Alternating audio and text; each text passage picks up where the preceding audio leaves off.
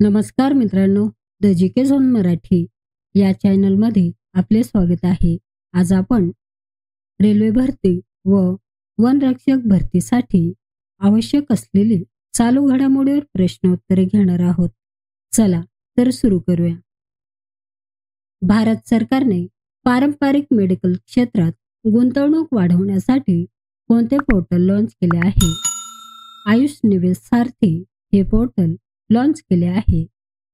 भारत सरकारने पारंपरिक मेडिकल क्षेत्रात आयुष, आयुर्वेदिक योग आणि निसर्गोपचार, युनानी सिद्ध आणि होमिओपॅथी गुंतवणूक वाढवण्यासाठी आयुष निवेश सारथी हे पोर्टल लॉन्च केले आहे. हे पोर्टल आयुष मंत्रालयाने मिनिस्ट्री ऑफ आयुष इन्व्हेस्ट इंडियाच्या सहकार्याने विकसित केले गेले आहे. यांचा मुख्य उद्देश देशी आणि परदेशी गुंतवणूकदारांना आयुष क्षेत्रात गुंतवणुकीसाठी एक केंद्रीकृत आणि सोयीस्कर मंच उपलब्ध करून देणे हा आहे. अल्पसंख्याक मंत्रालय कोणते पोर्टल लॉन्च करणार आहे? अल्पसंख्याक मंत्रालय उमेद हे पोर्टल लॉन्च करणार आहे. उमेद हे unified work management improvement efficiency and डेव्हलपमेंटचे संक्षिप्त रूप आहे. हे पोर्टल वर्क मालमत्तांच्या व्यवस्थापनात अधिक पारदर्शकता, जबाबदारी आणि सार्वजनिक सहभाग आणण्यासाठी एक केंद्रीकृत डिजिटल व्यासपीठ म्हणून कार्य करेल. G7 शिखर संमेलन 2025 चे आयोजन कोणत्या देशात करण्यात येणार आहे? G7 शिखर संमेलन 2025 चे आयोजन कॅनडा या देशात करण्यात येणार आहे. हे संमेलन 15 ते 17 जून 2025 दरम्यान अल्बर्टा प्रांतातील कानानास्किस येथे होणार आहे. कॅनडा यावर्षी G7 समूहाचे अध्यक्षपद सांभाळत आहे आणि या शिखर संमेलनात जागतिक शांतता, ऊर्जा सुरक्षा आणि नवीन भागीदारी यासारख्या महत्त्वाच्या विषयांवर चर्चा होणार आहे. या शिखर संमेलनात भारताचे पंतप्रधान नरेंद्र मोदी यांना आमंत्रित करण्यात आले आहे, जे त्यांच्या वाढत्या जागतिक महत्त्वामुळे महत्त्वाचे मानले जाते. WTOचा मत्स्यपालन सबसिडी करार स्वीकारणारा 101वा देश कोणता ठरला आहे? WTOचा मत्स्यपालन सबसिडी करार स्वीकारणारा 101वा देश निकाराग्वा हा देश ठरला आहे.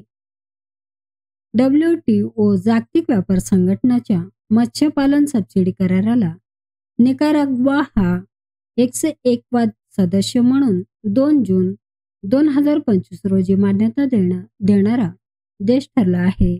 या कराराला अंमलबजावणीसाठी आवश्यक असलेले 111 सदस्यांपैकी 101 सदस्यांनी मान्यता दिली आहे, ज्यामुळे करार लागू होण्याच्या दृष्टीने महत्त्वपूर्ण टप्पा गाठला आहे. भोटी आणि पुर्गी भाषांना कोणत्या केंद्रशासित प्रदेशातील ऑफिशियल लँग्वेज म्हणून मान्यता देण्यात आली आहे? भोटी आणि पुर्गी या भाषांना लडाख या केंद्रशासित प्रदेशाची ऑफिशियल लँग्वेज म्हणून मान्यता देण्यात आली आहे.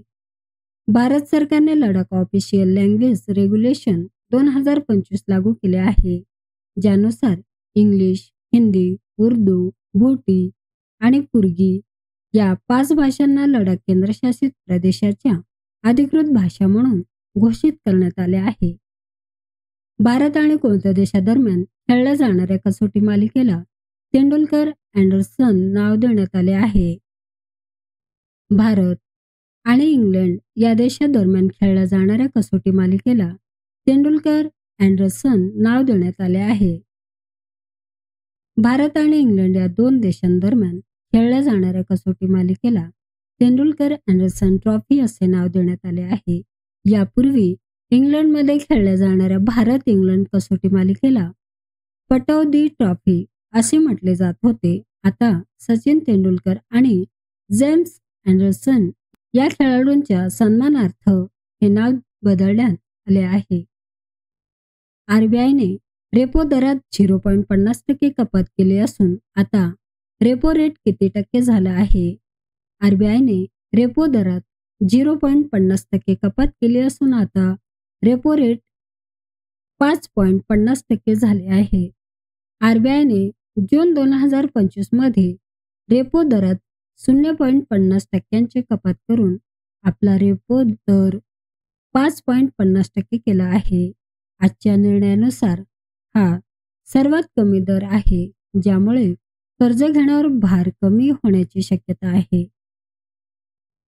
पंतप्रधान नरेंद्र मोदी यांच्या हस्ते जम्मू आणि काश्मीरमधील कोणत्या जिल्ह्यात जगातील सर्वात उंच रेल्वे पुलाचे उद्घाटन झाले आहे? पंतप्रधान नरेंद्र मोदी यांच्या हस्ते जम्मू आणि काश्मीरमधील रियासी या जिल्ह्यात जगातील सर्वात उंच रेल्वे पुलाचे उद्घाटन झाले आहे. जम्मू काश्मीरमध्ये पंतप्रधान नरेंद्र मोदी यांनी रियासी जिल्ह्यातील चिनाब नदीवरच्या जगातील सर्वात उंच रेल्वे पूल चिनाब ब्रिज याचे उद्घाटन 6 जून 2025 रोजी केले. हे पूल समुद्र पातळीपासून अंदाजे 359 मीटर उंचीवर आहे आणि आयफेल टॉवरपेक्षा उंच आहे. जागतिक अन्न सुरक्षा दिन दरवर्षी कधी साजरा करण्यात येतो? जागतिक अन्न सुरक्षा दिन दरवर्षी 7 जून रोजी साजरा करण्यात येतो. संयुक्त राष्ट्रांच्या महासभेने डिसेंबर 2018 मध्ये हा दिवस साजरा करण्याचा निर्णय घेतला, जो संयुक्त राष्ट्र अन्न आणि कृषी संघटनेने FAO संमत केलेल्या ठरावानंतर घेण्यात आला. पहिला जागतिक अन्न सुरक्षा दिन 2019 मध्ये साजरा करण्यात आला. 7 जून हा दिवस आपल्याला अन्नाच्या गुणवत्तेबाबत सजग राहण्याचे स्मरण करून देते. अन्न सुरक्षित असेल तरच समाज निरोगी राहील. US India strategic partnership forum कडून ग्लोबल लीडरशिप अवॉर्ड कोणाला प्रदान करण्यात आला आहे? कुमार मंगलम बिर्ला यांना प्रदान करण्यात आला आहे. त्यांना अमेरिका भारत आर्थिक आणि व्यावसायिक भागीदारीत मजबूत करण्यासाठी आणि जागतिक नेतृत्वातील त्यांच्या महत्त्वपूर्ण भूमिकेसाठी हा पुरस्कार देण्यात आला आहे. हा पुरस्कार त्यांना वॉशिंग्टन DC येथे आयोजित USISPFच्या 8व्या वार्षिक लीडरशिप समिटमध्ये प्रदान करण्यात आला.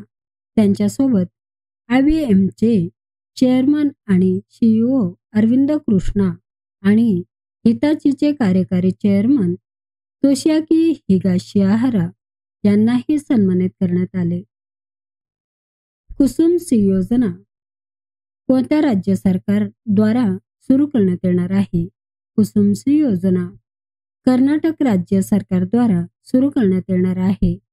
कुसुम ही योजना केंद्र सरकारची आहे, ज्याला प्रधानमंत्री किसान ऊर्जा सुरक्षा एवं उत्थान महाभियान PM कुसुम असे म्हटले जाते. ही योजना केंद्र सरकारची असली तरी त्याची अंमलबजावणी विविध राज्य सरकारांच्या ऊर्जा विकास एजन्सीद्वारे जसे की महाराष्ट्र महाऊर्जा केली जाते.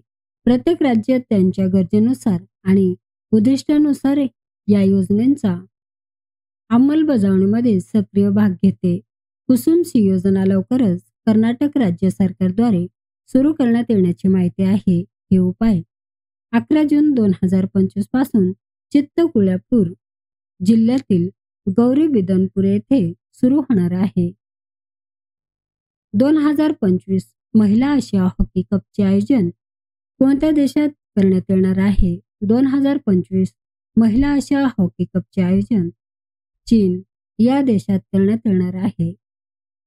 ही स्पर्धा 5 ते 14 सप्टेंबर 2025 दरम्यान चीनमधील हांगझोऊ येथे होणार आहे. स्पर्धेचे नियोजन एशियन हॉकी फेडरेशनने केले आहे. विजेते संघाला 2026 महिला FIS हॉकी वर्ल्ड कप मध्ये थेट पात्रता मिळणार आहे. डेटॉलने कोणाची ब्रँड अँबॅसेडर म्हणून नियुक्ती केली आहे? डेटॉलने MS धोनी यांची ब्रँड अँबॅसेडर म्हणून नियुक्ती केली आहे. सध्याच्या माहितीनुसार डेटॉलने त्यांच्या नवीन IC कूल उत्पादनाच्या श्रेणीसाठी MS धोनी यांची ब्रँड अँबॅसेडर म्हणून नियुक्त केले आहे. धोनी यांना कॅप्टन कूल म्हणून ओळखले जाते आणि त्यांचे शांत स्वभावाचे नेतृत्व डेटॉलच्या आयसी कूल मोहिमेच्या संदेशाशी पूर्णतः जुळते. मित्रांनो, चॅनल आवडला असेल प्लीज नक्कीच सबस्क्राईब करा, व्हिडिओ लाईक करा. धन्यवाद.